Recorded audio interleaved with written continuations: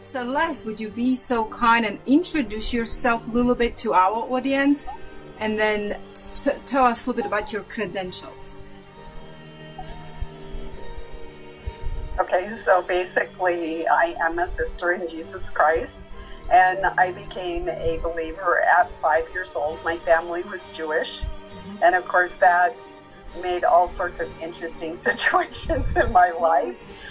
And the Lord has uniquely positioned me and all the various experiences that I've had throughout my life to converge for this period of time, and of what I'm sharing, and what His will for my life is.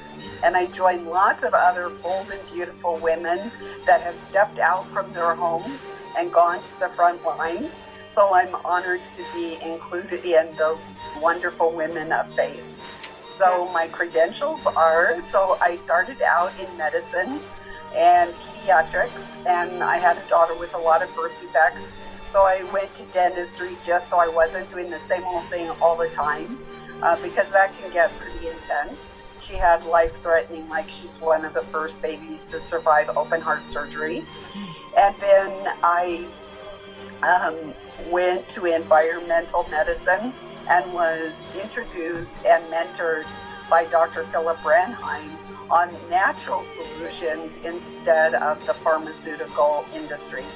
And from there, I took this wild and crazy step at the urging of the ward. He said to do this. Actually, I started out as a volunteer to work for FEMA, and then I worked my way up. And then after 9/11, the events of 9/11, Homeland Security was formed, and so I had a minor role in Homeland Security, but FEMA and Homeland Security worked together. So my specialty was plans, but you kind of do a little bit of everything. It's kind of like being a mother. You do everything, you know, you wear many different hats. So I've done everything from exercises to incident command. Of course, I was involved in Y2K, 9/11, Hurricane Katrina, earthquakes, every type of disaster that there was, and planning for future disasters, including pandemics of what we see right now. Okay, but I prayed about it. I'm ready to kind of share what you have to say. And let's go right into this. You know, as the almost whole planet is on a lockdown right now, and some people think that we're gonna go still back to normal, the country's gonna reopen as President Trump keeps promising every day, and people listen to it. They listen to a lot of pastors who are telling them that good things are about to happen. But then there is this other part, you know, of the other side of the people that are saying, no, the New World Order took over completely, and we are not going back to normal. So my question is to you, will we ever go back to normal as we were in December 2019 or January 2020? No, we'll never go back to normal. The purpose of COVID-19, real or perceived, no matter what side of the fence you're on,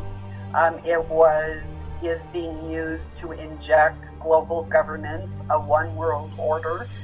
If you believe in the beast system, or if you just believe in the New World Order, that has been injected into the world. That's why the world had to come to an abrupt stop and inject, because they are getting every piece and fabric of society,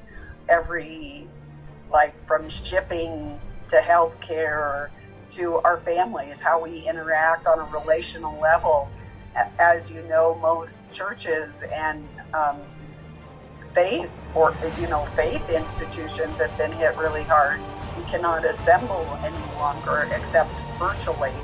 So we are using, the sad thing is, we are using the very mechanism that is controlling us to a greater degree every day, to even have some semblance of meeting together like you and I are having this conversation right now.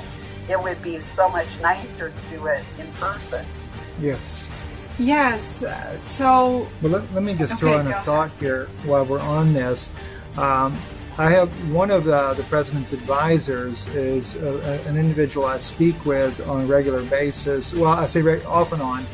And a lot of people were shocked when I revealed that he had told me, it's been a little over a week ago now, that the president was no longer in power, that he'd been removed from power, and that of course there was a body that had replaced him. And he said that, oddly enough, Rothschilds, Rockefellers, Henry Kissinger, as he said, would have the joystick to the fighter pilot plane controlling all of this. So it almost seemed outlandish to a lot of people that I said this. And but he also confirmed what you're saying. And he said this kind of started earlier than they were planning, but the Pandora box is already opened. And as he stated to me as well, it will never be the same again. And he said we'll start with a global reset, and then it'll just kind of have a domino effect of the events, and they're using it also for targeted disarming.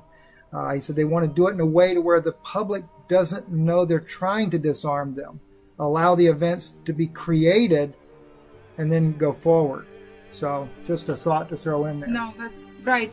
You know, you're like a second sword or second witness that affirmed that. And with that, you know, when we talked together, you said something happened March 13th, 2020. Can you tell people what happened on that day? So first off, when I about the second or third week in January, I have my sources that I go to regularly, and you know, there's the annual conferences, and usually it's, you know, you look and you see there's a few things that change, but pretty much our life goes on as normal. But I went to the World Economic Forum that people can go to. It's in Davos. You can look it up in your favorite search engine. And what I saw horrified me, because me especially, dealing in plans, I saw that all the layers of plans that I was involved in coming to fruition, and they were being animated. They were coming to life. And it was, they have graphics there that are very easy to follow. You can see the tentacles going out and how one thing interacts with another thing. And like you said, like the dominoes. So in that pile of material, I went through it because I did a show on, there's 18 different platforms. And if you, and the Lord kept saying 18, but I didn't have time to research it. And then all of a sudden it came to me, I was walking my little dog, and it was 18, 666, you know, and there's 18 platforms, and at the top it says COVID, that they're 18 objectives, that they're going to change the world. And so buried in there is this, was this information that about novel geometries. And so I had some sources, and I asked, what's a novel geometry? And it has to do with pi. So on March 13th was International Pi Day, and they were doing, that is the day that President Trump went before the American people during his briefing, and he brought out like 12, 13, I didn't count them, CEOs, and said, okay, Walmart's going to do this, Costco's going to do this, and you know, it was this, oh, they're supporting this endeavor, we're coming together as a public-private partnership. That is code for global fascism. And so basically he was almost bowing, not to the degree that Obama did. Now, previous to that, both President Trump, Vice President Pence, the World Health Organization lady, and Dr. Fauci all used the word for the health, safety, and I can't remember if it's welfare or well-being. that is a code. And basically it is called an emergency clause. People that know about this code are politicians, lobbyists, government officials, and the military. And basically when you use that code, it suspends the Constitution of the United States. And all of them said it on multiple different occasions. And then when I exposed that this is what they had done, they changed their operation.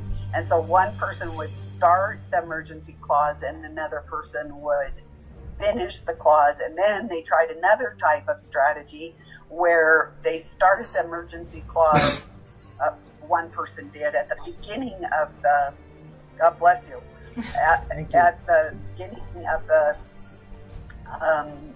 speech, and then finished it at the end. But you need to understand that we are now in a new world order. That's one. And so they are using like the Roman phalanx, like the Roman soldiers, where they're intertwined and they're operating as one. So it really does not matter if one starts it at the beginning, the clause at the beginning and the end, or if one person starts the clause and another person finishes it. They are acting as one unit. And that's really important to understand when you're deciphering the different codes that they are giving out. Well, President Trump's, I mean, you know, if we can't call him that anymore, but